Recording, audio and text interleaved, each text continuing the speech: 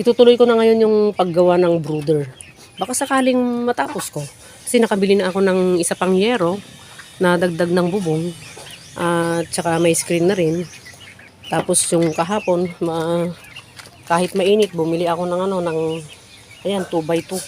At yun ang gagawin kong pampatibay dyan sa yung kakapitan ng galva.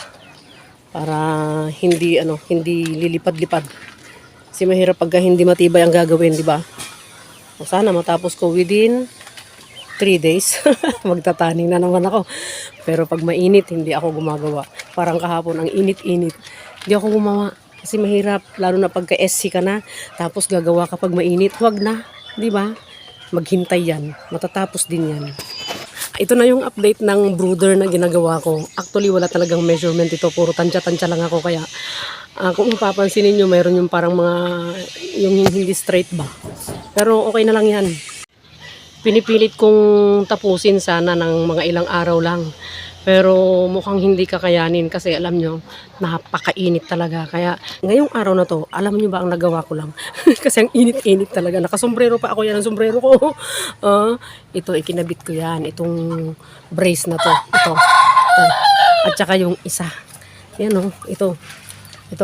Para pag ikinabit ko yung yero, medyo mas matibay. Pero kulang pa yan. May mga ilalagay pa akong brace.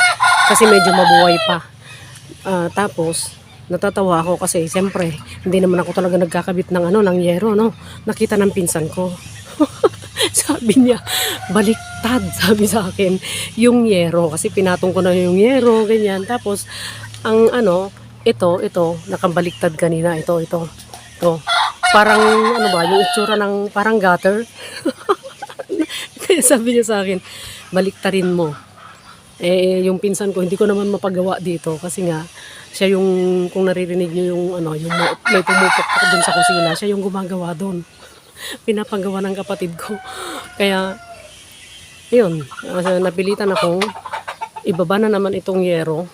Dalawa ito Tapos, binaliktad ko. So, okay na ngayon. So, siguro naman sa mga karpintero, tama na, Natatawa ako. Oo. Kasi kanina parang gutter talaga yan. Pero mamaya maipapako ko na yan mamaya. Maglilinis muna ako ng mga bahay ng mga manok. Kasi medyo lumamig na ang panahon ngayon at past 4 na ng hapon. So magulo pa itong niya. Hindi ko pa na-fix ito lahat. Puro parang temporary pa lang itong kabit-kabit na to. So, pagka nakalagay na ako ng brace ng paligid niya, makakapaglagay na ako ng screen, makakapagagawa na ako ng pintuan. Kung napapansin niyo, medyo parang maluwag, no? Medyo maluwag to. 1 by 1 meter. At yung 1.5 yata itong niya.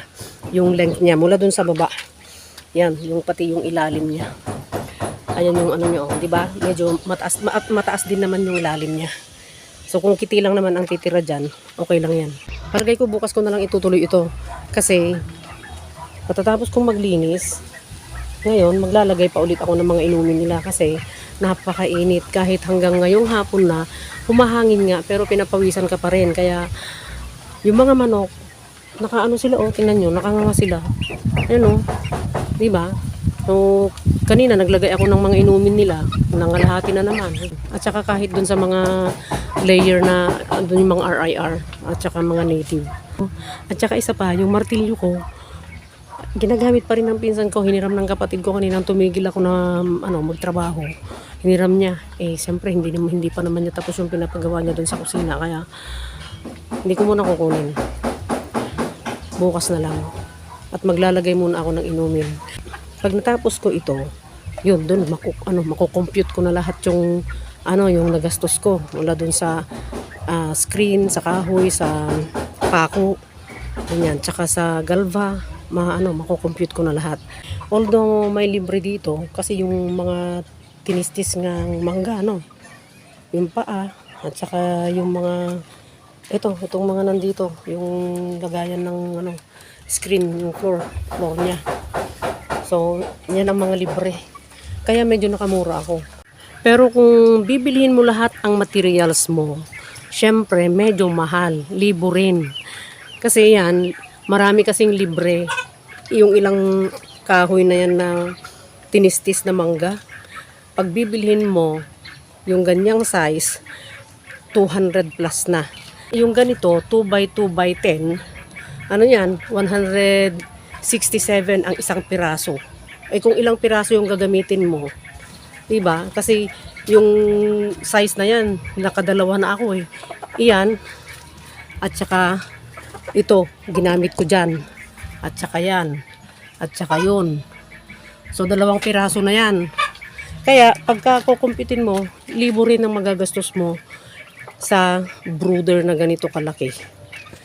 So, final na computation sa susunod na video na lang. Pagkatapos na lang na mabuo ko, tsaka ako kukumpitin yung presyo. Para at least, yung mga gustong gumawa ng brooder na ganito kalaki, ma-estimate mo kung magkano ang magagastos mo.